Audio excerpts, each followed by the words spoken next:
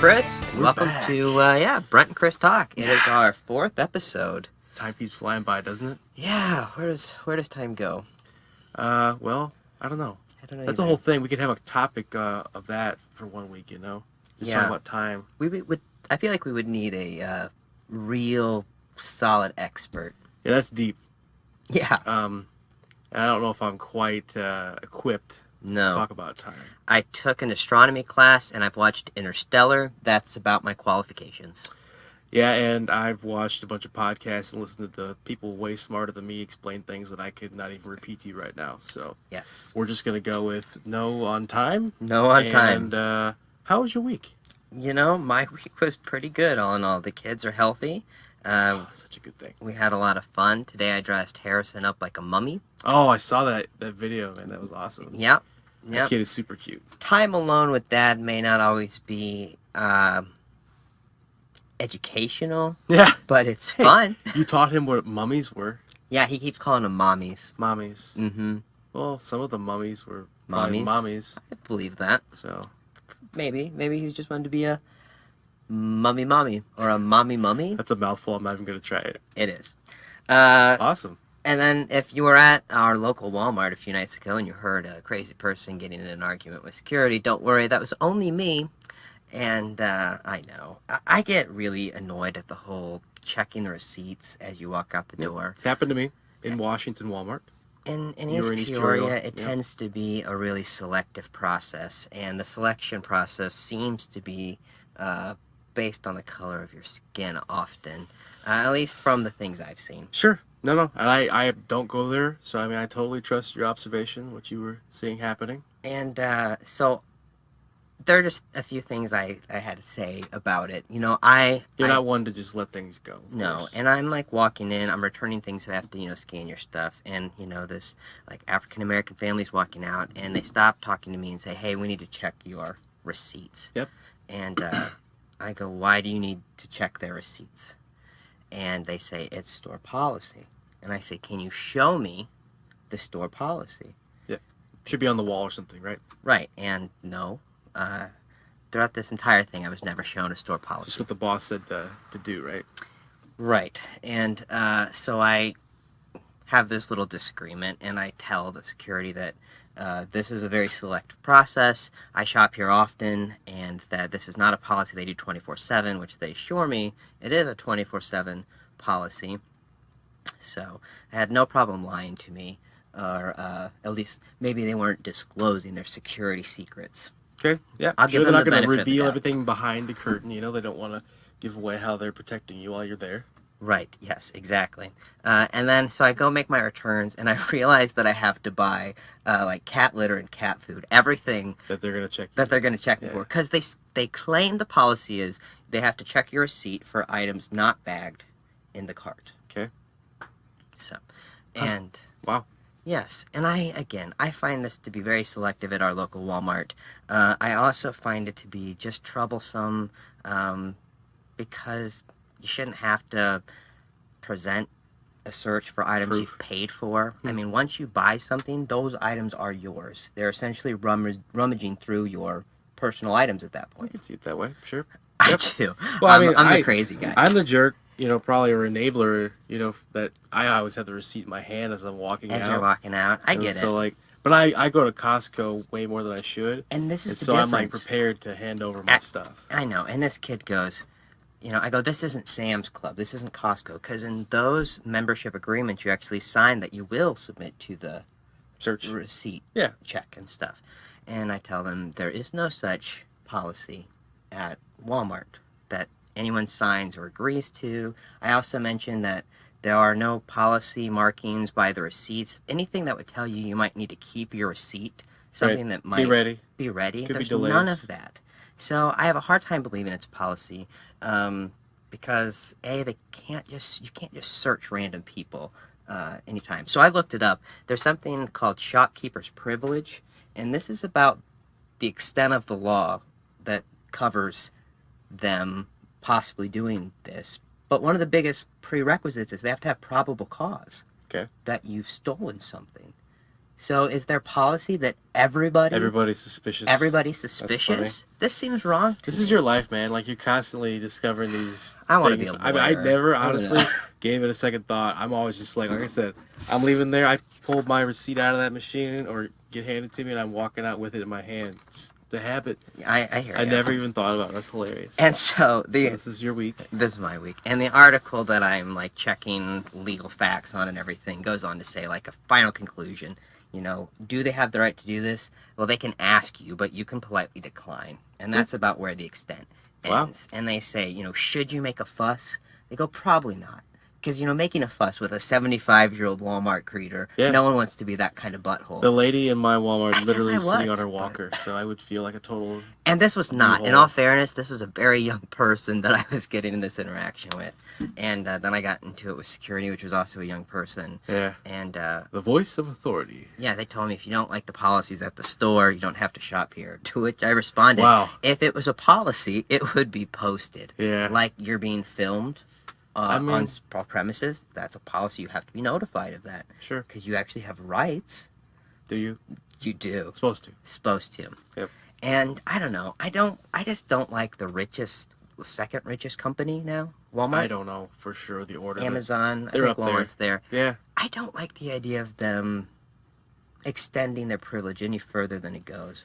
You know, and it's funny too because it is true everything you're saying about them. They're foisting surveillance on you. Like you're literally on camera, and you'd have really no right to the images that they're taking of you at any given time. We're going down a rabbit hole here, by the way. Sorry. But at the same time, I mean, at least that I know of, you can't like go in and say, "Hey, I want to be able to have my pictures you just took of me and all that." Right.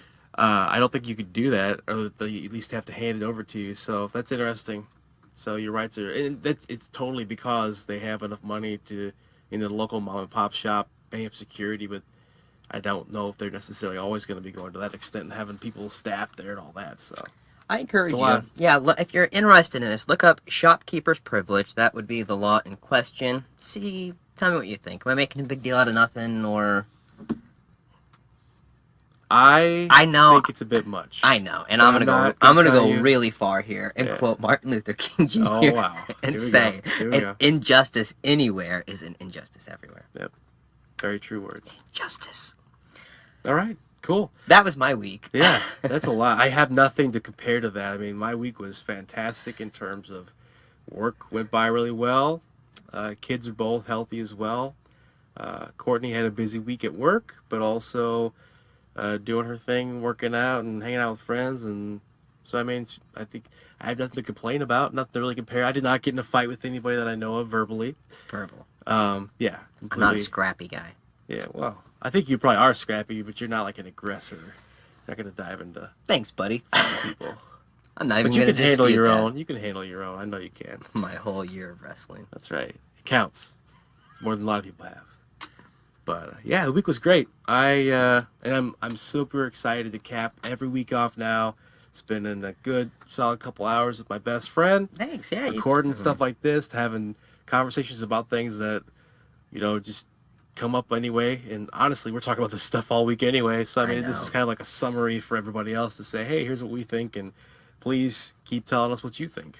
Last week's episode was maybe a bit much to pack into an episode. Correct. We're learning. We're learning. We're evolving. Yep. And this week we're doing pros and cons of Trump. Yep, the Trump administration. Yes, Trump administration. I did want to do a quick kind of glance at the polls, though. I mean, we kind of want to give Where are we at now in the political rat race? Yeah, so I went back to my favorite poll site, which is 538. Check Yep. them out. Good summary for all of them, right? Yeah, and now there's some fun little polls. I didn't actually check out that anything was the Trump polls. Trump tweeted today that his approval rating with Republicans was 93%. And I'm pretty sure that his approval ratings overall, like if you look at the aggregate of polls, this is like the 30s, the somewhere like 30s. high 30s, maybe 38, 39%. So they're not super high, which makes that 94 things seem very interesting. Yeah. I mean, that's probably not an aggregate if I had to. And that's why I like say. 538, because they'll show you which polls they're using. Yeah, they and give you the that dates. poll is approval rating too. So we're talking about the where people are at, where the Democrats are Yep. at in Polling standings with right now. yep approvals. Okay. So let's see, 538. Now, generally, Biden still number one. Actually, Biden's always number one, but Yeah, I haven't heard that he's ever been not number one, but I think it was kind of just a name recognition. He's been out there for a while, so and he's polling between 27-29% from the polls listed 538. okay. Sanders, most every poll except one poll from Fox. Sanders is still polling between 17-20%, and below that, Warren is 10-15. And I didn't go any further because there's too many. Oh yeah. If you have a personal favorite you would like us to talk about, let us know. Yeah, for sure. It's There's a ton wide of them. field, but we're not going to do them all. It's just too much. I mean, honestly, that's why I kind of like the aggregates. Just kind of give us a feel for overall when you've got all these different major players. You know. And that's what I did think was interesting, excuse me, in the head-to-head polls. If you put Biden against Sanders, Biden was at 44%, Sanders was at 38%. That's close. Yep. Now, if you did Biden and Warren, Biden was at 39%, Warren was at 41%. Okay. Warren beats Biden in a head-to-head. That's interesting. Isn't it? I never would have expected that. I kind of can. But I sort of feel like she still has a lot more like FaceTime with the public, and I see posts and things from him every now and again. But it's sort of funny. I really hate to say this, but it feels like sort of like what Trump says about Biden, that his campaign's a little sleepy. Not hearing a ton about it. Maybe I'm wrong. I mean, you hear things every now and again. They heard that Biden and his wife were talking about electability, and that's why everybody should go for him in the primaries because he's the one who's electable. I don't think that's the strongest suit to be putting forward. You should be talking about what the heck you're going to do, why you should be president, more than you should be, Right. worried about electability. No, I completely agree. And I do believe that it's easier to get people to show up to vote when they're voting for something, not against something. And Biden seems like the vote against. But he seems like a Hillary thought process. They thought, the DNC thought Hillary was the shoo-in candidate. Oh, because you could not vote for her. Okay. Yeah. Sort of like what Trump just stumped himself on, stubbed his toe on with saying that you were a traitor or not loyal to the cause if you were Jewish and not voting for him or something like that. Yep. Yep. Like, what a better way to put off an entire segment of the electorate. And I still, I know there's a lot of talk about the Israel-Palestine thing. I don't know anything about the BDS. I think that's what he meant to like bring up was, hey, I've done all this for you. Why not, vote for me for re-election? I think that's what it was all about. Which is funny because, but it just didn't come out that way. Bernie's a Jew. Correct. Like he literally gave Bernie a one-liner as soon as he said that. It's just incredible. Yeah. But again, I think a lot of it's a bit clumsy and it's not like well thought through. And we're not to the pros and cons yet. This is just talking in general. Right. Honestly, and I'm still talking about Biden. I get that Biden is a gaffe machine, but his gaffes are bad. Oh yeah, I don't doubt it. I mean, and I think he tries to lean a little bit too much on his past record. Not that it doesn't matter. It's important to make sure it's known. But I think continuing to go back to how that applies in the future is not the right way. I think he needs to have clear separation from that and explain how he's comparing to the pack of much younger candidates that he's fighting against to win the primary. I just don't see him doing well on a stage with Trump. Like, Trump... It worries me. Yeah, Trump doesn't do well with prepared speeches. No. But he does do well on a debate stage. Impromptu. Yes. Yep. It's funny. Could you see Bernie up there arguing? Bernie probably would be good arguing, like, verbally, but just the whole, like, throwing his hands up thing just makes me just crack up laughing every time I see him do it. Because he does. He did it in both the debates before, and he, like, it's not like he's totally Go ahead, stumped. Bernie, throw your hands up. I will! Yeah, he has more to say, but he's just, like, can't help himself. It's like, like yeah. It's like, I honestly, Warren might be the best one to put the gloves on and put her in the ring. I think, I would love to see Buttigieg. Yeah, he could definitely do well too. He's just not polling. I know. It's He's sad getting too. eaten alive in his hometown. I know. He just can't get in front of the whole police shooting thing. Yeah. And I mean, it's a big deal, but I think he might be a good VP option. Yep, he would be a good VP option, If especially for an older. Yeah, any of the top Biden three. get the nod. Bernie maybe. And then who dropped out? Hickenlooper, right? Gosh, I can't Was remember. it him? He dropped out. He was running for Congress, Colorado.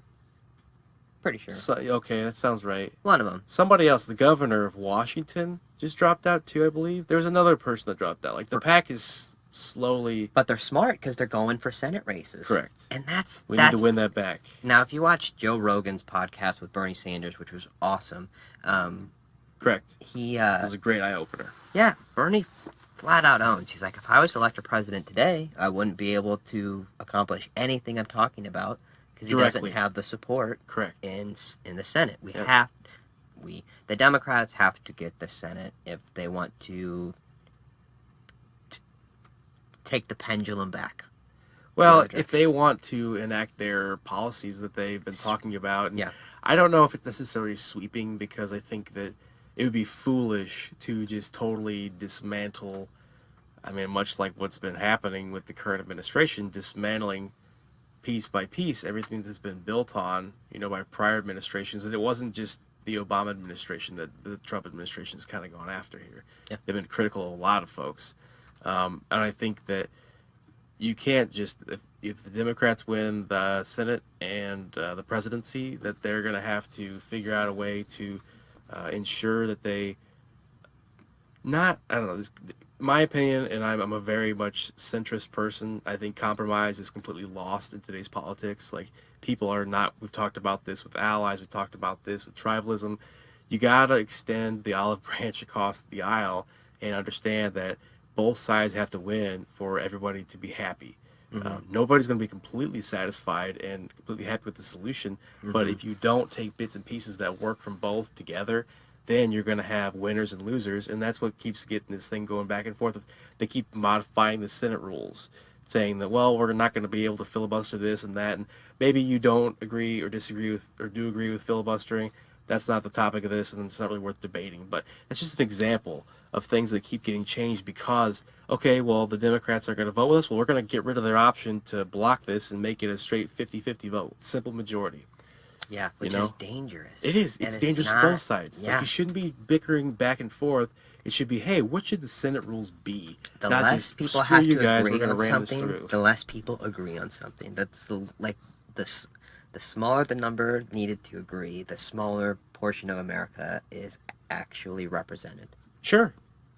Yes. I mean, that's correct. Yeah, and that's...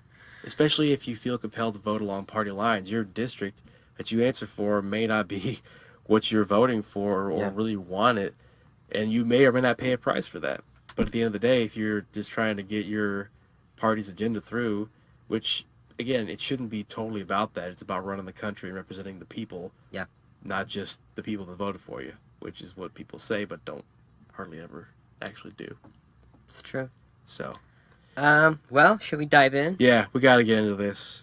The Trump administration. Trump administration. The pros. We were going to get red hats. Yeah, we should have. We should have.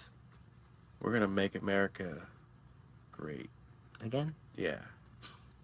But wait, it's already so good. It's something. I have a hard time with that. I do too. So, pros. What you got? I want to start with the economy. I mean, there's so much to unpack with this. We're not going to go... One, two. We're not going to go nuts. We're not going to, go completely crazy with too much. Can we actually, before we do that, let's talk about our criteria for the pros and cons. Yep. I told Brent, my biggest thing was I want objective pros and cons. Something that it would be really hard to dispute, just, regardless of your take. Political affiliation. Correct. We're just trying to say, what is going right and what's not going so right. I think it's an alarmist tactic to say Trump has never done anything good. Or Correct. The whole people saying, I'm just going to bleach the White House if I win the presidency.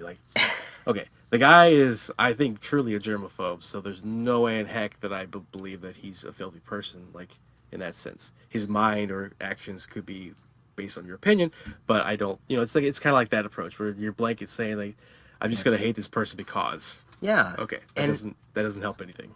I will admit, having that same criteria for the cons was just as hard to find cons. Correct. As it was for finding, objective, positive pros. Yep. Especially if you're passionate about this, which we are. And we had one of our friends, longtime friends, viewers, bandmates reach out, Patrick. That's right. Thank you, Patrick. What's up, Patrick? Who gave us some great articles and definitely pointed us to some good research that we're Yep. used in our show today. Help prop up some of the stuff you want to talk about. Absolutely. Yeah. So that was our criteria, and So the economy, again, we can't dispute that. leading in, yes, Yeah, economy. there's no way on earth you're going to sit there and look at anything from the GDP. If you're looking at the Bureau of Labor and Statistics or the Commerce Department, that's where a lot of the research I did came from.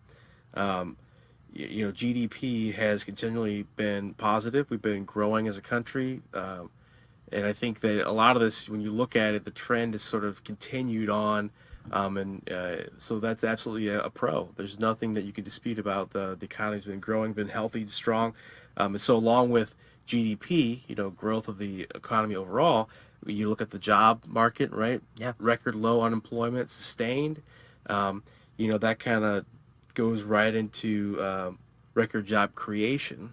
Yep. Right, so low unemployment, job creation, And a lot of them manufacturing. right? And how many jobs did you say So estimated? I went to let me see, factcheck.org, Yep. and this is the 2019 second quarter report.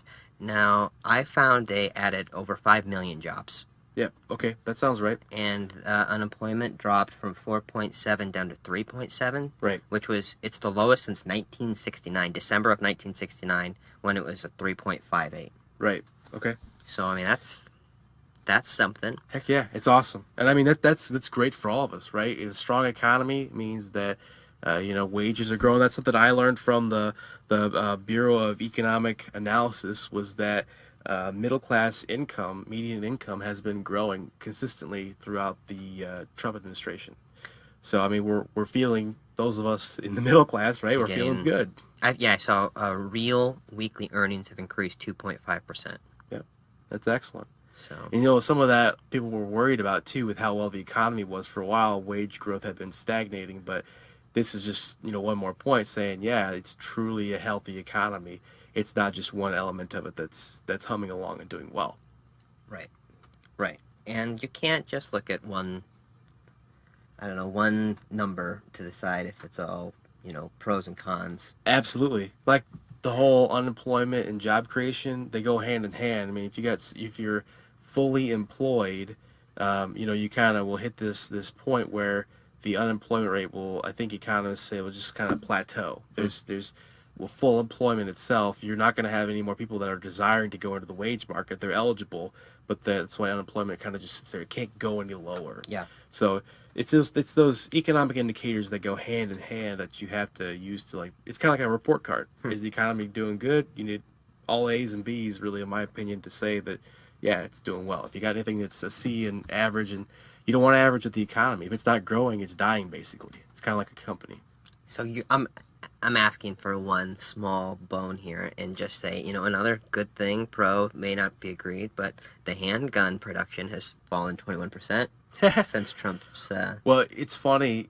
They thought that Hillary would win, and when she did, restrict guns, and so there'd be a high demand for them, and so now there's not. People are like, whatever, we can get as many guns as we want, Yeah. as long as he's in the office. So It's funny. Fear motivates. it's amazing how that's kind of the opposite of what you would have expected. Yeah. Yeah. So, but I mean, hey, I'm gonna still call that a pro. I think it's a pro. It makes me sad a little bit because I want the gun manufacturers to survive, because, like I've said in a previous podcast, I am a proud gun owner and will always be. Go listen to our talk on gun regulations. Absolutely. It was our second episode. It was awesome. It was awesome. I mean, I got a lot off my chest that I've been kind of holding back, and I learned so much. yeah. I was blown away. It totally changed my view of what I think needs to happen. Yeah, I know. Start. Opened my eyes and made it. It's not a simple thing to address, and go check it out because there's a lot of good stuff in that one. Yeah. So the economy. I also have here S&P 500 was up 32%. Stock market. Trump likes to talk about that, and it's absolutely true. It's been doing great. And we'll talk later about how some things with that maybe not so great, but overall, as part of the economy, stock market's up. Yeah. Anything else on the economy for our first pro? No, I think that just sort of sums it up. It's doing great. So, feel like that's pretty neutral. Ubiquitous. Yes. Definitely. What do you have number 2? My number 2 is that the Trump administration has brought they kind of put a spotlight on the topic of immigration. Yeah. And, you know, I would absolutely agree that immigration is something that needs a lot of attention. I mean, we have a broken system. Even before the Trump administration was here, it was broken. It was backlogged immigration courts with dates years out because they have so many people coming into the system they can't deal with it. Yeah. And so, if you're bringing people into the country, releasing them to their uh, Family next of members. kin Yeah. or family in the country for their waiting for their trial date and they don't show up, a lot of times there's so many reasons for that. People like to sit there and say, well, they don't show up because they're just trying to get into the country and escape. Sure, I definitely agree that people are doing that. But I would say that there's also the fact that people can't get in touch with them, right, to let them know when their court dates are. That's something that's absolutely proven as a major problem is communication and managing the process. Because, again, it's overloaded. They don't have one person watching one person that just came into the country. It's one immigration judge who's got hundreds of thousands of cases, I think, per year. Don't quote me on that, but it's an astronomical number of cases. Yeah, I think they're still doing something like 1 to 200 cases a day. Correct. So it's literally They take seconds. correct. It's like in And the is book that in due years process? Right. know? How do you exercise the will of justice? And then do you argue does due process apply to non-American citizens? So the system's messed up. It's broken, Yeah. right? And then you also have the overwhelmed Customs and Border Patrol people Yeah. who are, underfunded. Even with all the bills they've passed, I don't think they've ever been really funded to the extent they need to really man the border and take care of it properly. You can get, and I actually went onto the Custom and Border Patrol's website and was reading from their director about, because everyone likes to say, if you're on the Republican side, build the wall across sea to shining sea, build the wall. And even the Border Patrol will tell you, yes, walls work. They're fantastic. But you need the latest and greatest because the old walls, they'll dig under them, they'll cut through them, they'll shoot stuff over them Yep. to get things in the country. And the wall is great only when it's truly the right solution for the barrier, right? There are man-made barriers like the wall. There's the electronic scanners and sensors that pick up people on different paths where it's more rugged and it takes them forever to get through that terrain. And then there's the rivers, right? I think that's people cross them, but I think that there's other, and they talked about that in the articles on their website. I would highly encourage you to go out and read the Custom and Border Patrol's reports. Put them in links. And talk and read about what they actually say, not just what you're hearing from different administration folks saying, we need to build this wall. It's not that simple of a topic. So immigration was messed up, and he brought attention to it, and that absolutely is a good thing. And again, kind of like the economy, we're going to have to make some segues into things that may or may not be good with the policy side of that. Sure. What do you got? I like that one, man. I feel like that's an abstract one because we're really stepping back and just saying not what he says, but we're talking about it. Yeah. So it is important. Mine is similar. It's a humanitarian crisis. I like Trump on Twitter. I don't like what he says, but I like. Oh yeah. I like that. I think this is the move that the president needs to be. You're getting the voice of the president. Of the president again through social media. And I'm not defending his tweets or anything, but I do like that. Like, if you look at Barack Obama's tweets, none of them feel like Barack Obama wrote them. No, because he didn't. Exactly. He's in the Hamptons or wherever the heck he's at right now as he's retired, Martha's Vineyard. Right, and like he'll post videos of himself with like a huge production setup where they're interviewing people and stuff like that. That's great. I don't think that Twitter is the platform for that. No, not. That's to promote your ideas, your opinions. Correct. It's meant to be. It's how many characters that they allow you to have, and that's meant to be a short burst from you and represent what you have to say. So, I absolutely think that there's no way on earth that after this precedent's been set that we'd be disappointed if we didn't have the connection. We just want, again, we'll get back to the messaging side, maybe when we talk later, but the connection to the president, you can't argue with that. That's priceless. Pretty cool to get direct thoughts. It is. So, not fan of how he does it, what he says, but I do think that is the logical next step to make the president feel. It's very similar to like the fireside talks. You Oh know, yeah, when they were Roosevelt, yeah doing the radio. FDR. Yeah, and That was really like it literally kindled, pun intended, the nation. Right? yeah, It just how many people are sparked it like laughing? I'm comparing Trump's Twitter to to the FDR. yeah, and well, it's Fireside yeah, chats. fireside chats. Um, I'm just saying, it's ingratiating yourself closer to the people. Yeah, And I think that that's positive. definitely. So abstract positive. Cool. Looking at it very wide. I'll take another one if you Go don't for it. care. Yeah, go for it. I've gone twice. This one was from our friend, bandmate, viewer, Patrick. Yep.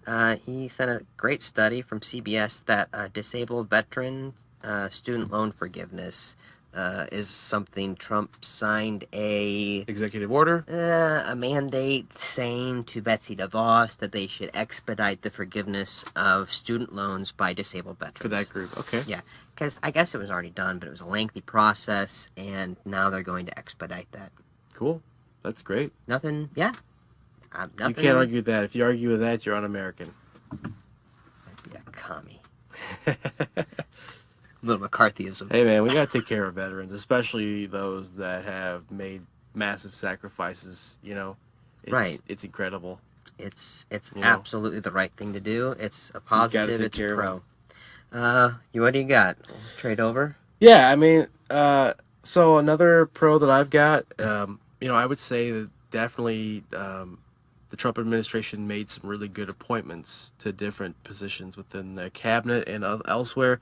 So, like Jim Mattis, who was the Secretary of Defense, massively well respected, in the armed forces, and I think had, he at times, I think acted as a bit of a mouthpiece for the president, but also, I mean, that's kind of his job when it comes to defense. Is you got to represent this guy's. You're working for him, Yeah. so you have to represent his views, but you also have to provide your military expertise on what the situation is, so that, in my opinion, the American people who are hearing what you're saying can understand the logic and the method behind the decision and policy that we're trying to implement here. So I think that Jim Mattis was the right guy for the job with that. Also, Kelly, his chief of staff. Yeah. I think that, Some really great memes of him. yeah, but I think he tried and to some extent was able to rein in what I think was a chaotic start to the White House. Omarosa. Correct. It was just like it felt like, in my opinion, that things were kind of off the rails. People didn't know what the heck they were doing. And so I think, it was fantastic when we got someone in there with good organizational skills, someone who was used to running a massive organization, like he was. Yeah. So that, he could just kind of come in there and figure out what he was going to do to help kind of set the right tone and precedent. And they butted heads. I know Trump and him did, and I think that was why, in the end, there was turnover there. Right. The last big one I'll talk about is Nikki Haley. I think she was the former governor of South Carolina. She was made the UN ambassador. Yep. And I think, talk about a person who was extremely passionate in that role with the UN.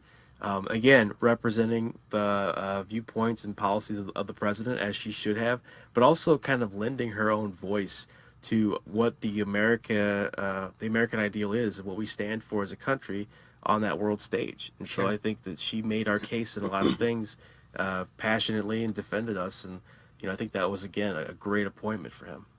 Nice. Yeah. I agree. I liked all those appointments. Wish some of them could have hung around. Yeah, stuck around. That's the thing. I mean, it's a revolving door. Yeah. Absolutely. Um. What's next on your list? So this is just a quick one. President Trump promoted the first female African American to general in the Marines, to the Yep. level of general in the Marines. Okay. It was Colonel Lorna M. Malik, Malik. I Okay. think. Sounds right.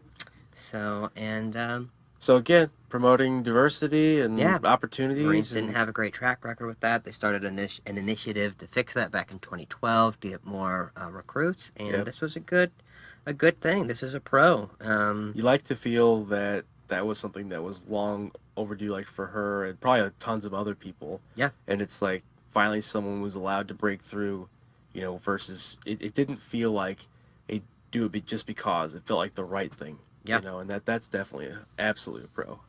Uh, I what else? You want to take one? Yeah, I mean,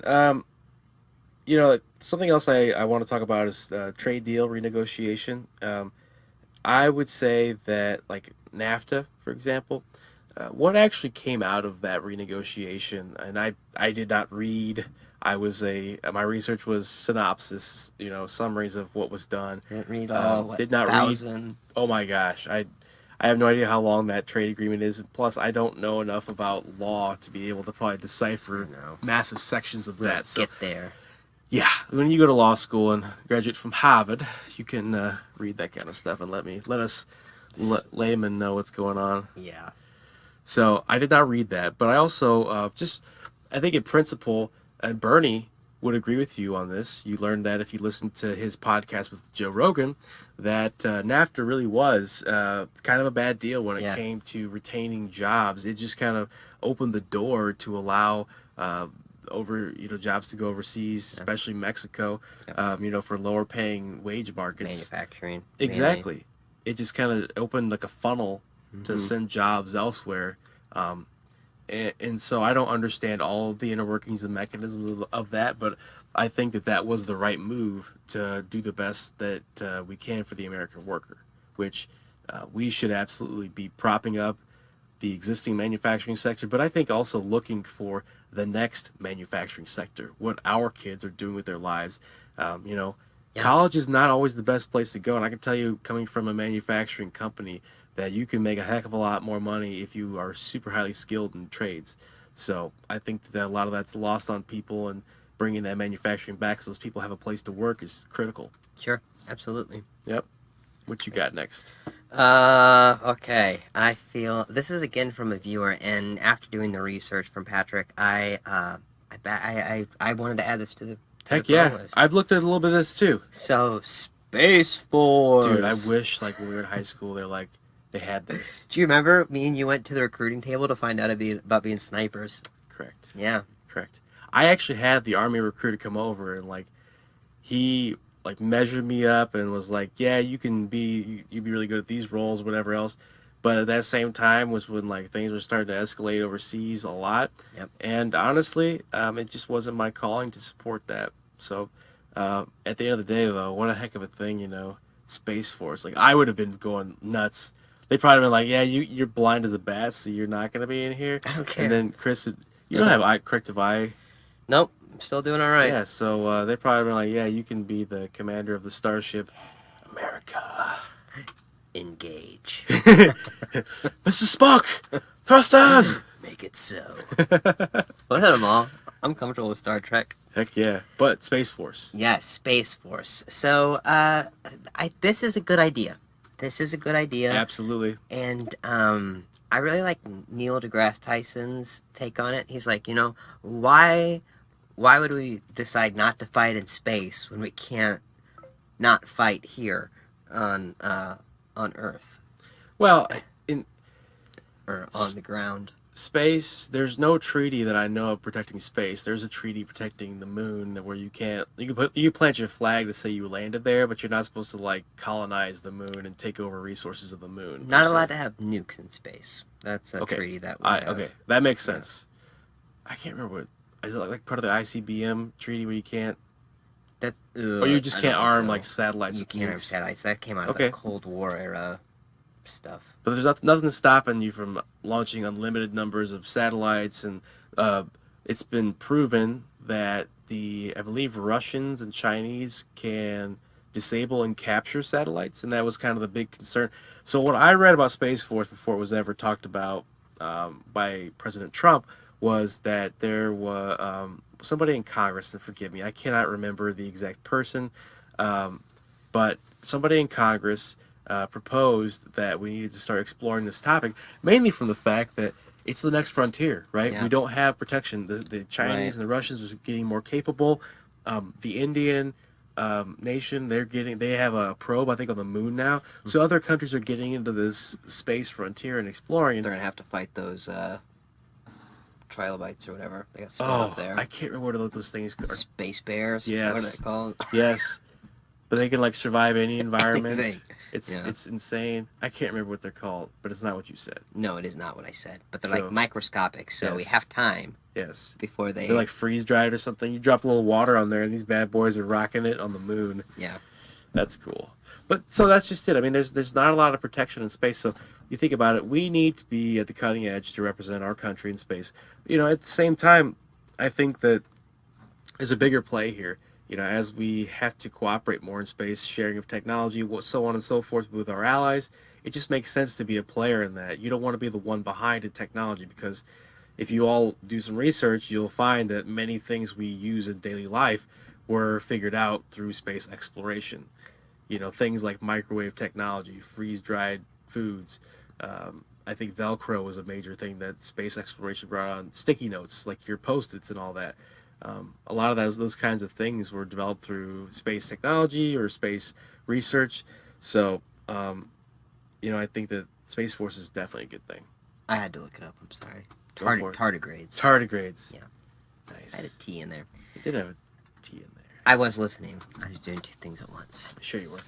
The thing I would add to that is that we're not alone. France, Macron is Macron. Love that guy's name. I know. Is looking into Space Force too. It is the next frontier. Yep. So we need to be a part of it with our allies. with We our lead with technology too. Why wouldn't we be the people blazing the trail there? We want the technology. yeah, and I think that's what's hard to wrap people's head around is like, what is it going to look like? Is there going to be? We're talking like space stations with people, because I don't believe that's what we're talking about. We're talking about It's everything. a monitoring station. Correct. Of Where's all the space debris? Because right now, that's what a lot of on they're NASA doing. tracks. They got to Yeah. make sure that it's not going to hit our satellites. Because think about it, it's like tens of thousands of miles an hour. This stuff travels around the Earth. Sure. And so, like a piece, of something as big as my phone hits a satellite, it's going to like take the whole thing out. Right. So it's just incredible. And it's incredibly messy up there. Yeah, you can go out right now, and if you just Google space debris or objects in space, you can see a There are real maps. time, Yeah. Right. mapping of where everything is at to the best of our knowledge. And It's think just about frightening. that. The first thing we got into space was what? Sputnik? That was Yep. Russia? Yep. And that was 50s? Yep. Late 50s. So we have cluttered space in a span of less than 70 years. Yep. And it's bad, like when you look at the maps. You look at the timeline too. Like it started very slowly, right? Right. A couple of blips here and there, and then we started launching things and leaving them up there because we were doing manned missions. And Yeah. next thing you know, satellites were set to like re-enter. Some have crashed, Yep. and when they crash, they just explode into bits. I love Space Cowboys. Oh yeah, Yeah. that's a cool mission. Space Force. So yeah, I like Space Force. I think it's a really good thing, and I believe that President Trump may have taken an idea and kind of run with it, but there's nothing bad with that if he's promoting it and it's a good idea. Well, Senate has confirmed its first leader, which is Air Force General John Raymond. So, like, this thing is... Give that guy a call, like, hey, I want to be Scotty. I wonder if I could, like, write their song. I mean, the Marines, the Navy, they all have their Yeah, song. dude, this is your moment. Like, this might be the Space Force song. Space Force. I want to copy pretty much Third Rock from the Sun. Theirs. They forget the words. Oh God. Across the fields we come exploring. Da da da da da da. Spaceship. I love Third Rock from the Sun. Third Rock from the Sun is one of the greatest shows ever created. Yes. Gorgeous. First episode. Okay, and that rounds out, honestly, my list of pros for Trump, which were, again, recapping the economy, disabled veterans getting student loan forgiveness, the first African-American woman to be promoted to general in the Marines, and Space Force. Yep. And I liked your list with the appointments, too. I think that's spot on. Yeah, he's done some really good things. Last thing I want to touch on real quick. Yeah. The gun background checks. How recently he had, up until I believe the last couple of days, had been promoting more strict background checks and red flag laws. So that was a pro. I don't know if it is anymore, but it was a pro of mine. I don't want to like dive into the cons, but that might be a nice segue. I'll list my pros again real quick, and we might go into that. So the economy, of course. focus on immigration, the great appointments he's made, and then renegotiating trade deals. The last one I think was a pro with background checks and red flag laws. So with that, Keeping up with the data here. yeah, To change. it's crazy. You have way more cons than I do, I feel know. like, which is awesome. I was fiery today. I was Yeah. angry about some things politically, and I was like, I'm gonna go for it. Dude, But- take the floor, man. What's your first con? Yeah, so I mean, it's right off of my number one for the pros: the economy, economic instability. Yeah, the economy's been growing. You showed me an excellent metric before this started, where you pointed out how yes, the economy's grown, but when you compare it to prior administrations, Republican and Democratic, that the economy has not grown to the same degree as it would have, or had. Yep. Under other administrations of both parties. Yeah. So yeah, it's growing. But honestly, I've told you this several times. I feel like it's been growing coming out of the last administration because they kind of righted the ship after the recession, and he kind of inherited something that was already doing pretty well. He didn't, in my opinion, make it worse overall. But then you have the rhetoric. Like what's continually happened since he appointed the Fed chair, Jerome Powell. He's been nothing but riding this guy, telling him to stimulate the economy. When you have people that are part of the chair of the presidents of the banking system, and there's people that even say that they don't totally agree with Mr. Powell. They say, you know what? We're still ignoring all this political rhetoric because that cannot be what dictates how we do our job. Like it's management of the economy. It needs to be done by the numbers and data, and I fully agree with that. Yep. Should not be allowing that to just drive things. So every time he spouts off attacking the chair of the Fed, he's attacking other people in the administration. He's he's basically saying that there is no recession when a lot of the lights are blinking on the dash saying, hey, man, stuff's not going great, especially with manufacturing. It's we really talked a lot about recession here, and if we needed to bring it up, because for every article I can find that says there is going to be a recession, I can find one that says there's not going to be one. Nobody knows. Nobody knows. But it doesn't help when you spout off saying, hey, I hate the chair. Yes. The Fed chair because he's not going to, reduce or, drop down interest rates again. And because he's not going to do that, the stock market drops 3%, 1%. Like those are massive losses. Yep. We're talking about a ton of money here. Like we should not be playing it like it's a game of craps. I completely. So I'm sorry. I'm passionate about this one. The other side of that whole economic instability, and I'll let you chime in. I'm sorry. No. This is one that bothers me a lot. Is the trade war with China. Yep. Almost everybody who has any sense about how trade works will tell you that tariffs are not the way to deal with it, and that you're just going to drive up prices. Consumers. Yeah, you're going to drive up prices, and this is absolutely what's happened. Prices have gone up, and the president has lied to us continually. He always says that China's paying the tariffs. They don't directly pay the tariffs. The tariffs are taxes added to the goods coming into this country, and then companies are not absorbing those. Those are being passed on to us, the consumer. So we're paying for the tariffs. Yep. That is a fact. You cannot dispute that. No. So when you have that happening, and again, I don't like to mince words. It's completely false to say that China is paying for this punishment. So you're creating a trade war. You're increasing costs on us, which is then again further hampering the economy's ability to stay strong. Right? Higher prices means we're making less take-home money because we're trying to survive. You think? I mean, like I have to argue two sides of the coin. Just go for it. Being like that idea, that notion is affecting business owners in America. Correct. And that's not the American people. Correct. Like if the notion is, oh, it might be cheaper to buy American made, that's great for the American.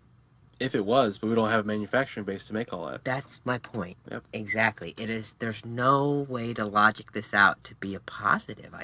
Well, you know what's happening is these manufacturers, a lot of them, okay, so you got all these tariffs for the Chinese goods. Then they'll just send the freaking manufacturing to Thailand or to another Philippines, Pakistan. There's a lot of other countries that can manufacture the stuff. And when they're doing it, then that's just, them going in and further lowering the wage pressure, right? They're just taking it, just hopping one country to another to find the way to maintain their price. It's just to keep the demand strong for their goods. Yeah. Because the businesses don't want to suffer. They don't want to pass the costs on because it makes you buy less. Right. It's not good for business. So economic instability for me is my number one con. That's good. Through and through. Through and through. So I again talked about President being on Twitter, and you mentioned rhetoric. Yep. I'm going to tie those two together. Oh yeah. I do take issue with his attacking everybody. I don't. Yeah. Allies and enemies. Yeah. Equal fervor. I just don't. I think that's a con, and I think most people would agree that changing loyalty so fast makes it very hard to build allies, makes it very hard to even have Republicans want to work for him. Well, how do you... So, say you're working for somebody, not just the president. Say you're working for somebody and they're just a complete um, unstable hothead type person. Like, you have no idea what's going to happen that day. Yeah. They may be in a good mood, they may be in a bad mood. It may change throughout the day, constantly. And I feel like that's what we have to deal with. So you're working for that type of person. Yeah. How do you feel working for them? Like, you are constantly one blink away from being fired or praised. Yep. And I'm going to put the assertion... How do you live with that? And I am putting the assertion out there that that does not draw the best people to the jobs. Correct. You want the best talent, regardless of their politics. You want the best and most bright people to be working for you. And when you watch the president throw his own appointees under the bus, like the things he said about Rex Tillerson. Oh yeah, yeah. As soon as that guy was out of office, he went after him. Shit, when Jeff Sessions was in office, he was going after him after he recused himself from the Russia investigation. Trump sounded like he wanted to hang him. Elf or something. Yeah, and so remember when you were in grade, everybody's experienced bullying, right? Name calling.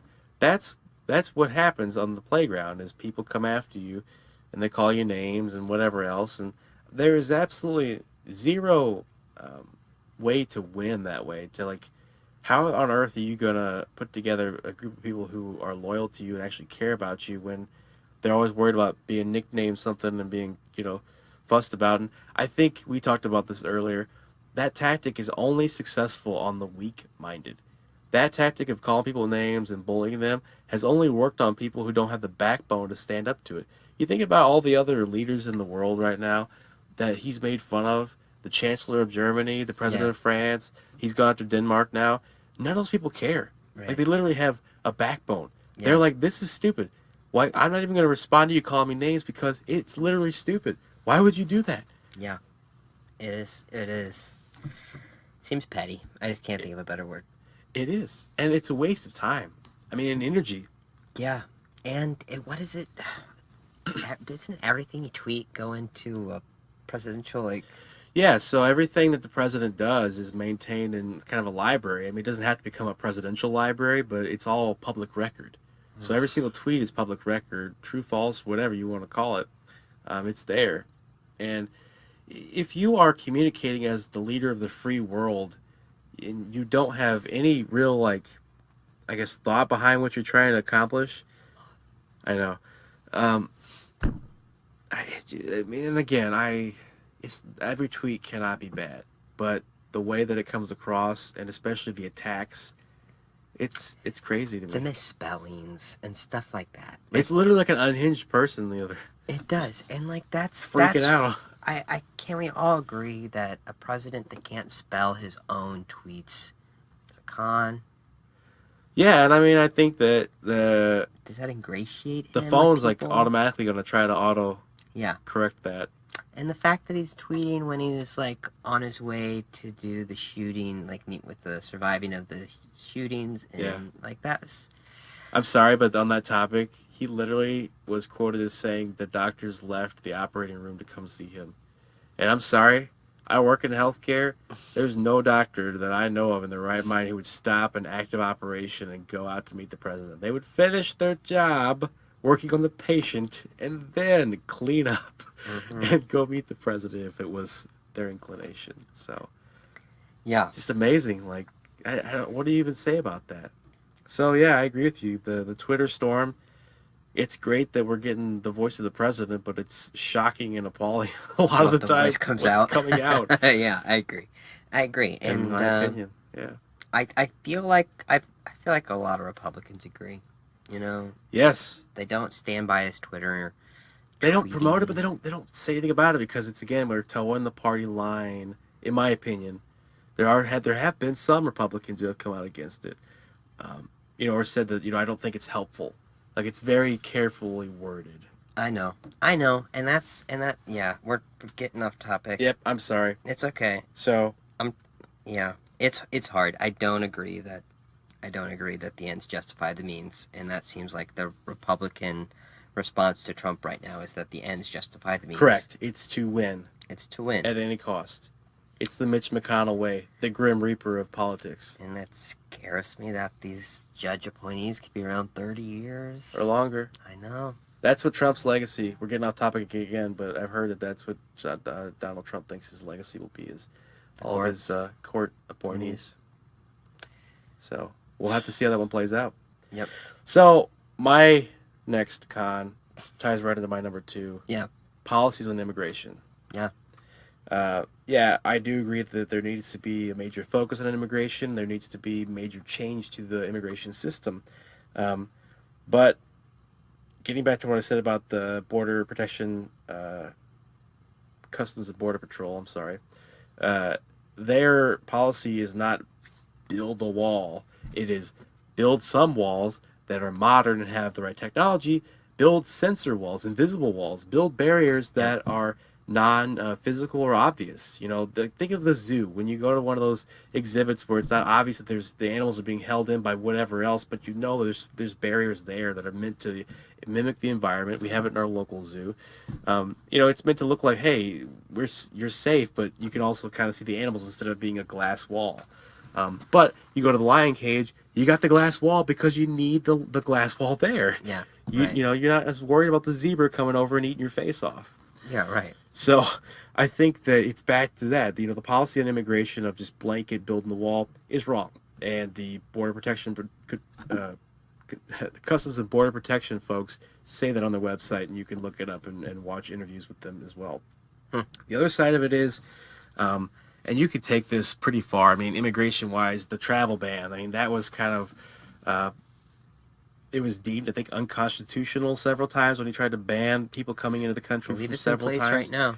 It is in place. It was upheld after it was modified. And I think that the Supreme Court finally said that he did, as president, had the right to protect based on national security interests. And again, I think if it was truly national security interests, then there would have been more information shared with the public. At least I would have hoped, to where we could feel like, yeah, there's a reason why you're banning people from all these countries.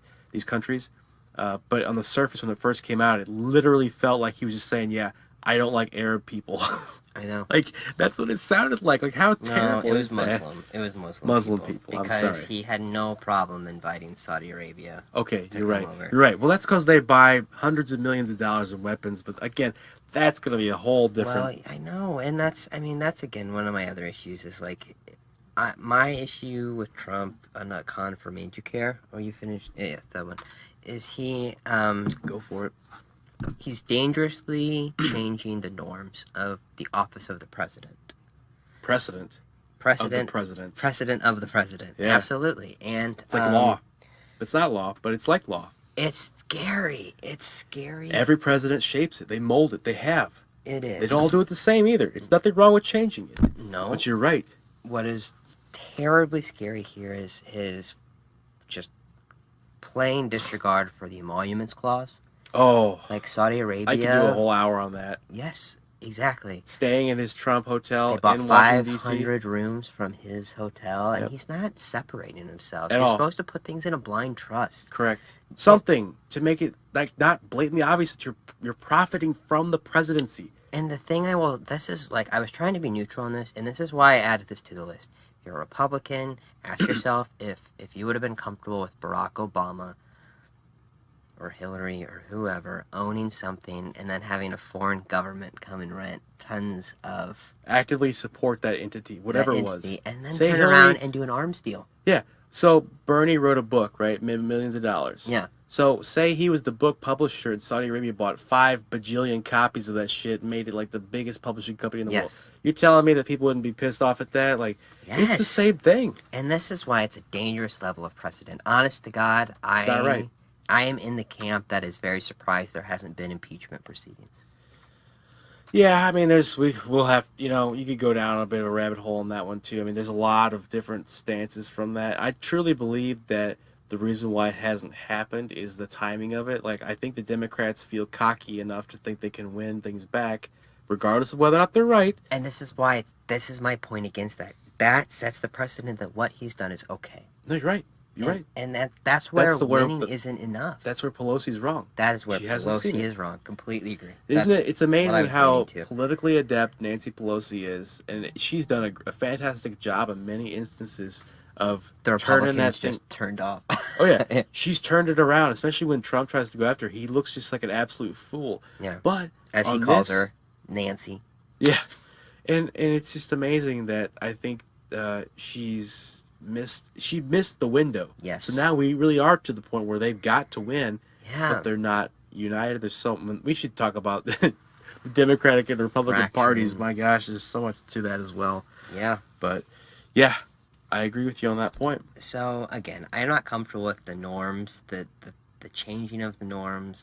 I like the idea that the office of the president exemplifies the best in America, not the everyday American. It's the executive. It's the highest office of authority in the country. Yeah. It represents the American people and our will. Yeah. I mean, every president, like I said, shapes and molds that office, and it should.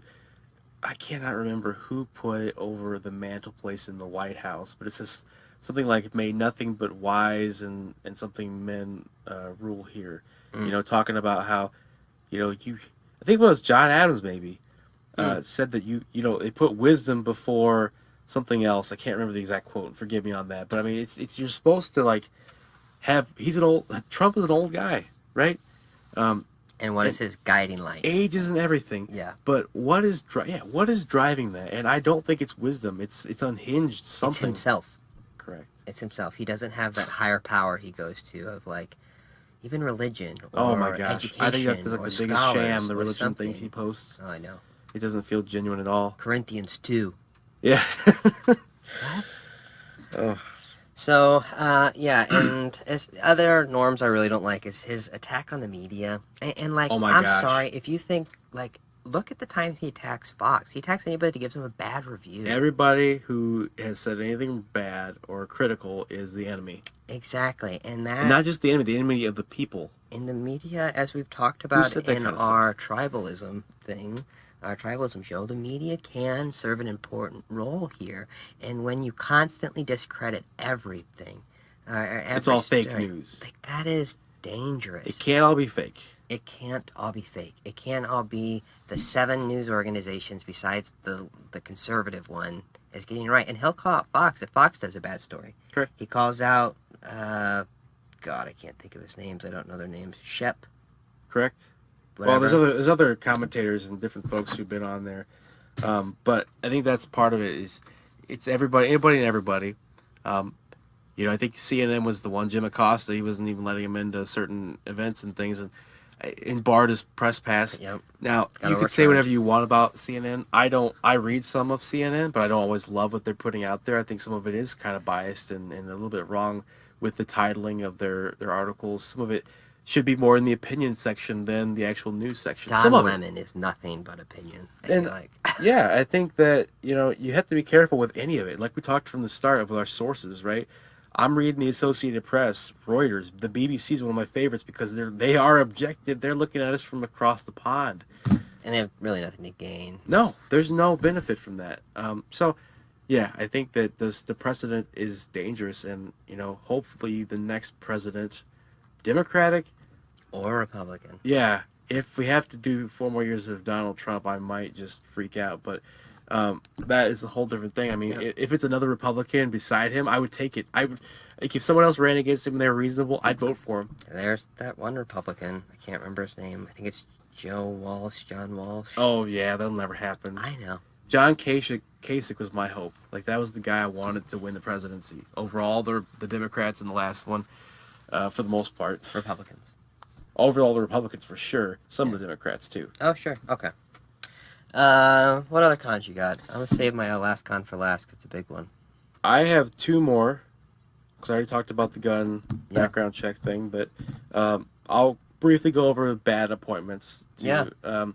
I just can't help myself. Some of the players he put into power are just absolutely terrible. Wilbur Ross is number one for me because, Oh gosh. yeah, this guy literally his sole purpose in life is right now, I think, to just try to sell the tariff thing, just keep propping that up. This is a guy who has been caught many times falling asleep in critical meetings by his own staff. Like they take pictures of it and make a joke about it because he's a billionaire. He has no incentive to actually care about this, and he really doesn't. From everything I've told, he's the guy who literally said he couldn't understand why government employees weren't taking out short-term loans when they weren't paying them. Okay, if these people are living paycheck to paycheck, do you think a lot of them have the damn credit to go and get a short-term loan? With what, 25 to 200% interest rate? Well, yeah, that's a payday loan. Yep. Most banks aren't going to loan you a short term like that. You're going to rack it up on credit cards, pay 20% interest or more. Right. I mean, it's literally like this guy lives in another world. Yep. And I don't think that's the kind of person that should be running the Department of Commerce or be the Commerce Secretary. Michael Flynn, the National Security Advisor. Does that count? Is that an appointment? He was I guess so. he was appointed. You're right. You're right. And this is the guy who was caught trying to talk secretly to Russians and who was Turkey. Yep. Well, there was the whole Turkish thing, and through that they think there was some Russian agents, and so there was a lot of questionable contacts. He lied to the FBI during the investigation, and basically got pushed out by Trump because he couldn't, have him around him anymore in his orbit. He was just kind of dragging him down. Right. So that was ugly. Sarah Sanders, flat out admitted in the Mueller investigation to lying about several things she's quoted as saying. Like, I think one of them was the inauguration crowd where everyone, Trump was saying it was the biggest ever and all this other stuff. And all the pictures that were proven it wasn't, or that it was actually kind of small, were lies and fake news. And then she supposedly said, no, we've backed it up with some kind of study or whatever else. And she said, oh yeah, I just made it up on the spot. It's just like, okay, that's killing me. Yeah. The last one, I saved my best for last. Oh. Wilbur he's number one because he makes me angry a lot. But Ryan Zinke, the Secretary of Interior. I met him, sang for him. Yeah. I mean, it's a small world, yeah. Yep. You didn't know how much of a rat bastard he was at the time, did you? He's a giant. The guy's like 6'4" or Yeah, something. he looks like a beefy guy. Yeah. For sure. Married a Hispanic woman, I'm pretty sure. Really? Yep. Huh. I know. So it's interesting, for all the stuff he likes to tout and his love of the lands and all that. He sure likes to promote mining interests and, complete disregard for native cultures. And I think it was Bears Ears he reduced by like 85%, mostly to allow for expansion of mining rights and exploration, prospecting to try to get more minerals out. And we talked about this offline. I'm all for mining when it's responsible in the sense that you return the land back. And I mean, some of it can be done that way, some of it can't. Rare earth minerals and critical resources that we have to have access to, certainly. But coal mining, industries that the major companies that own the coal mines, or like companies that we talked about, oil Energy companies. Yeah. energy companies, BP, Exxon, those guys have major investments in renewables. They're buying up clean energy companies because they know there's not a limitless amount of fossil fuels. They don't want to pollute the earth because if they destroy it, they won't have any money to be made. As much money as there is in government and as much money is wasted, I'm just curious why no politician has said, we'll pay you your lifetime salary as a coal worker. Just to stop doing it. Well, that gets into a whole the industry converting over. Like they some people are not going to just, like, think about people that are closer to retirement. If you're like within 10 years of retirement, it's not going to be easy to pluck you out of a coal mine and stick you in some other occupation. I'm going to say, hey, I'm going to pay you for your remaining 10 years. Right. Write your check. Right. People that would qualify for that, I don't know. That could be like a long hard conversation to hash out the right kind of solution. But there's nothing wrong with that. Just an idea. And Yeah, then other this people, is not thought out. you could offer them also say, hey, we will train you to be, Free education. yeah, you could install cross-training. solar panels. You could go and become a manufacturer, become a welder. Yep. And that's All yeah, kinds exactly. of different things. That's my biggest complaint on why people talk about preserving the healthcare industry. The healthcare industry workers are not like the coal miners. Right. They have sideways mobility. Coal miners lack sideways mobility. I Correct. get that. Correct. And you have to do something. You can't just take a man's bread and butter, source of bread and butter. Yep, absolutely. I agree. So, I mean, that rounds up my top 4 bad appointees, really. There's a lot more with Zinke if you want to research him and how he was using a lot of our taxpayer dollars to I'll fly. post a picture of me standing with him. Yeah, you should. Oh. And then you, like this. He is so tall, and I'm a short guy, so like So, like, you got your Michael Jordan upset up going. there. I should have tried to give him a high five. How's the weather up there? Right. That's funny.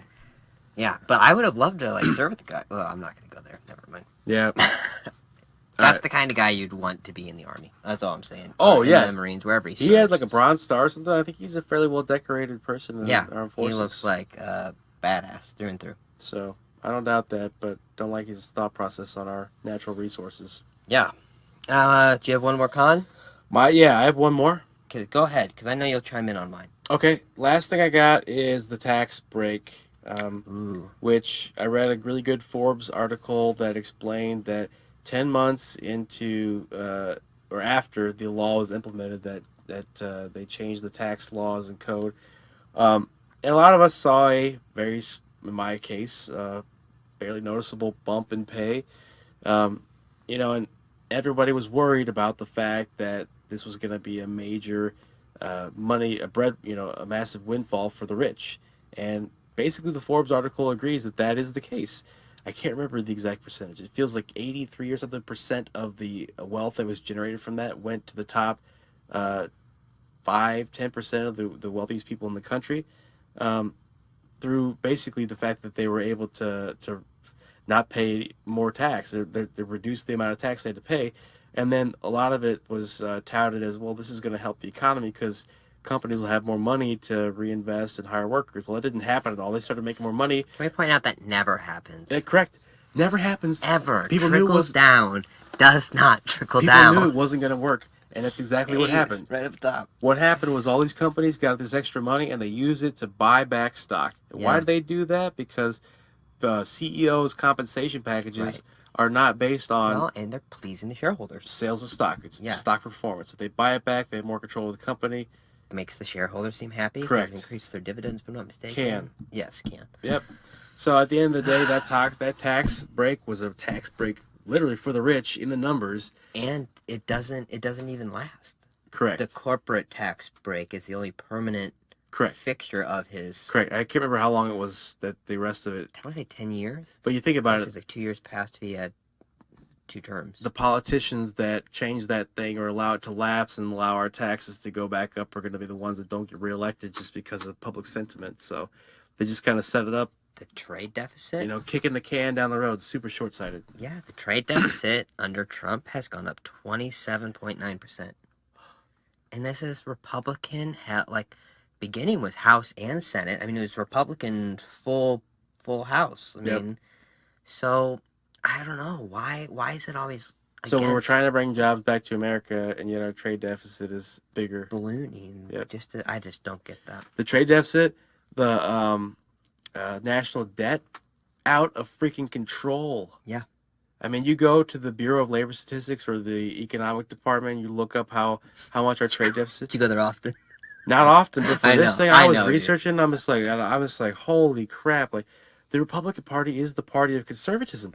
Should we not be fiscally conservative as well? Yep. My God! And that's why that tax break did not make sense. Correct. So now, so we bring in less revenue and we're spending more money. Yes. The deficit is just gone.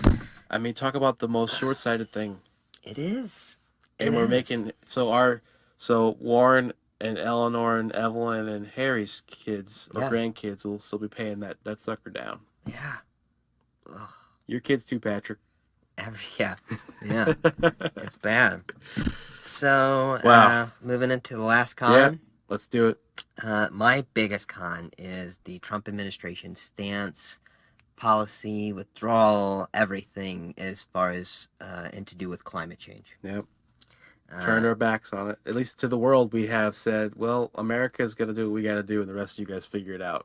yeah, I mean, What? as recent as May 11th in Geneva, 186 countries signed, what is it, a pact, a treaty? Yeah, I mean, they're just Called a treaty, accords. an They're just, accord. yeah, trying to say that we're all together in this. So 186 countries. We're one of the few countries that didn't, that said we would track the movements of plastic waste outside our borders. Yep.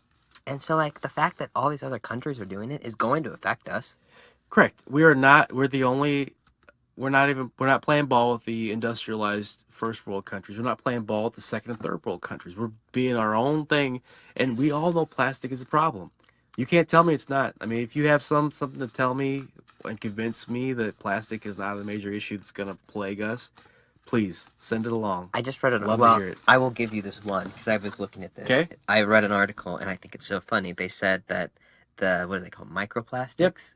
They actually don't harm. There's actually very little harm that comes from like ingesting them and stuff. How many studies is this? Well, there's only one study, and I can't remember where I was reading. And how many years and all this? Yeah. The main thing I had to say about it is like, what about the time it takes to get to the microplastic? How many how many birds are Well, how many garbage patches are there out in the ocean where these things are just leaching into the water and becoming microplastics? Yes. And we've just reached the tip of the iceberg. These things, plastic, I can't remember. Plastic's been around for what, like 150 years or so, like that, and it takes, I can't remember, depending on the type of plastic, hundreds of years to decompose. Not more, yeah. And okay, so it's only been along for that long. We keep making more and more and more of it. It keeps piling up all over the damn place. And right now we got one study that says it's not harmful that we can tell.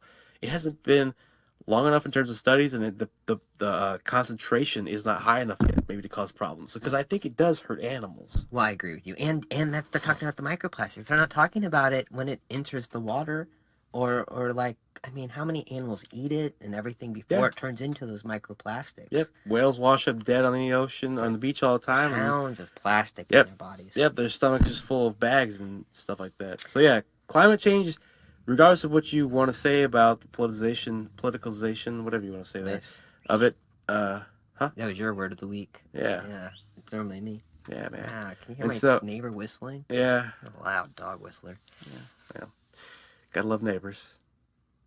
So, yeah, man, it's just the climate change thing. You cannot deny it. Science has proven that the climate is changing. The causes you could try to dispute, but at the end of the day, we are indisputably the polluter, right? We're the ones manipulating the environment to suit our needs. Yeah. And this is, again, like the way the Trump administration is talking about it, it's like they're only seeing the benefits of climate change. Correct. Their reasoning to support what we're doing is... Yes. One of the things they put out was that because of the sea ice melting around the Arctic, it's opening new trade routes, so we might be able to get to, I believe, China. Yep. Access to more minerals, 20 days 20 days faster. Because there's potentially deposits of oil and stuff underneath those ice sheets. And it's like, and that was the other thing. So, they approved researching for offshore drilling in the Arctic. Yep. So you're like, okay, so you want to melt all this damn ice and increase the sea levels and everything like 6 feet, 12 feet or whatever. So we can find more stuff to then put more carbon in the air. Make it even more hot to where we can't even survive. And I encourage people like to look up the cost of sea rise. It is expensive to build a new school. And it's going to happen. Everything. If the sea rises, we'll have to have new docks. We'll have to have new I'm talking seaports. Definitely like in Florida and stuff like that, in low-lying areas. And Louisiana's all under seawater level, isn't it? Florida has day flooding. I think they're at sea level. Okay.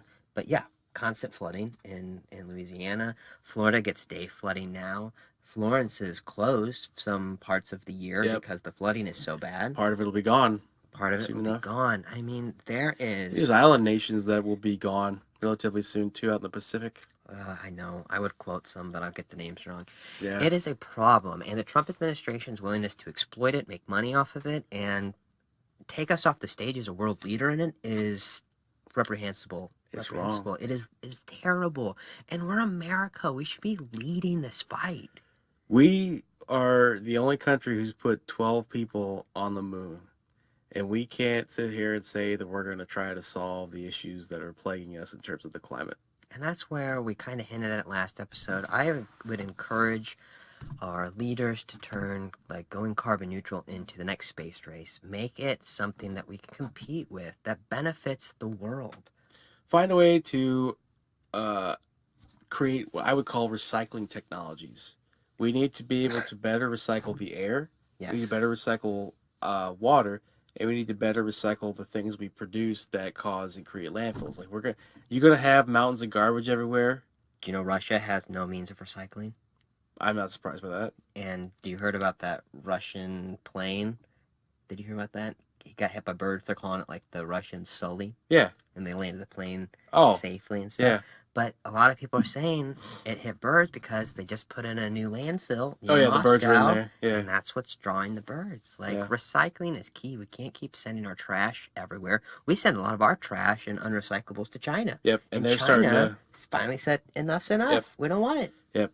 And so, like Japan, I believe, has created an industry through minimal, I think it's very low taxes, like regional type things, where they basically you have to recycle because they don't have a lot of resources anyway. Sure. But Island. they have created the ability for the recycling industry to be truly profitable, where in the U.S., it's largely frowned upon here Yeah. because local municipalities have to wind up paying to have the recycling sorted. That's the Mm. problem with the recycling model and the business model is that, well, yeah, you can recycle fairly easily as long as it comes in with the glass and the paper and the aluminum separated, because then they can just throw it and refine it and then make ingots or whatever pulp and then make new products out of it. Sure. But when it comes in a big heap of shit and it's all together, you got to sort it. Yeah. And like these machines and whatever else, people put plastic bags in recycling that can't be recycled. And so it costs like millions of dollars every year for individual companies to do that. So they pass that cost on to the municipalities Yep. that are paying for recycling. And so it's like, that's almost self-defeating. We have to make a model that feeds itself and encourage people, hey, you have to recycle. It's not a freaking option. I feel bad throwing this in there, but I have to say, in doing the research, me and Brent both found it's really hard to find positives of Trump that then don't turn into self-defeating things. Oh yeah, things that prop up on themselves and then just have staying power. Yeah, we talked about, I mean, because we wanted to talk about, well, we were going to talk about recession for a little bit there, and that ended up, the data just didn't really back it that we found. And, Yeah. I mean, it's just hard to, we were It going to talk feels about like mental health and Yep. stuff, because he is doing a lot for mental health. He is doing a lot of positive things and trying to increase treatment plans and stuff like that. But then he'll do something like try to cut the Affordable Care Act, which then limits the people who need access to these services. Yep. So this was really hard, and I hope you guys get behind our pros and cons. If not, give us some thoughts. At least research what we've said here and try to form your own opinion on it. At least from the information we've got. Yeah. A lot of what I quoted, you quoted. I mean, just straight from the government itself. So, if you want to dispute what the government itself saying and you're supporting the Trump administration, then you're kind of fighting yourself. Trump has no problem disputing his own scientists on climate change. That's correct. He has no problem disputing his own intelligence Agencies, again, Correct. Law enforcement agencies, the I think this FBI, falls under the cons of changing norms. Justice Department. I know, dude. The list goes So- on and on. Like, you can say that everyone's out to get Trump, or you could say Trump's out to get everyone, and that doesn't spawn allies. Correct. You need to build bridges. If you don't build any bridges, then there's nowhere to get anywhere. So, I want to do a shout out. Thank you, Patrick Slavens, for sending us the articles on your thoughts on pros and cons on Trump. Yeah. We tried to take the ones we really liked and we ran with them. Yeah. And thanks to Zach Dobler. He's a friend of mine I used to work with out at the shoe shop. Him and his buddy do a podcast. They're on their third season. They're approaching 100 shows. Wow, that's incredible. Called the Daps and Pound Show. Awesome. And Check it out, guys. Yeah, they do reviews of music, rap music, and I think video games. I haven't watched or I haven't got to a lot of them. I seasons. watched a little bit of it just to kind of get started, but yeah, Yeah. it's kind of neat. They got Different. a good flow. They're fun to listen to. They got a long friendship like us. So if you like the dialogue, I would encourage you to check that out. Yep. And thanks to my dad, I got to throw this out there. He's been a really nice sounding board, and he's been a big help as far as things to look up and research for That's the right. shows. Ted, you're the man. Can't say enough how much we appreciate the feedback and let us know what you think. And we've been trying to incorporate your ideas. And if you have Yeah. feedback, Gotta let us know. gotta let us know. We are now streaming on a lot more places. So eventually we should be able to be found on your favorite podcast Yep. site. We've been putting some money in, trying to upgrade our outreach and make sure that we've got the right platform so you guys can stay in touch with us. We're on YouTube, we're on SoundCloud, we're on the Stitcher app. We should be on Google Podcasts. They approved us. Good. YouTube, Facebook, SoundCloud, I say that? Yep, we've got an RSS feed through SoundCloud, so you guys can tap in through that and stay informed on all the up-to-date stuff. We'll keep you guys up to date on what we're doing, too, to try to keep this thing improving. Yeah, so covered some polls today. We covered the pros and cons of Trump's administration. Yep. And again, go back, people. If you haven't heard our other shows, we Check did it a out. deep dive into gun regulations and what other countries do. Our last show was a very big topic. It was tribalism. Yep.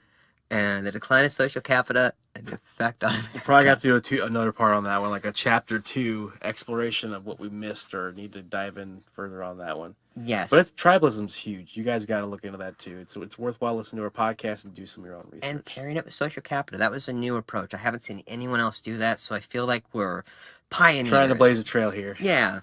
Everyone, thank you for tuning in so much, and I hope you've enjoyed our pros and cons on the Trump administration, and a little bit on Trump, too, specifically. Couldn't help ourselves, guys. I don't know what next week's show is going to be on. We're kind of up in the air. We toss around some ideas. If you have ideas, be sure to let us know, because we want to make sure we're talking about things that matter to you as well. Absolutely. So, everybody, I guess that's it, man. have a nice day, and have a nice week. Until next time.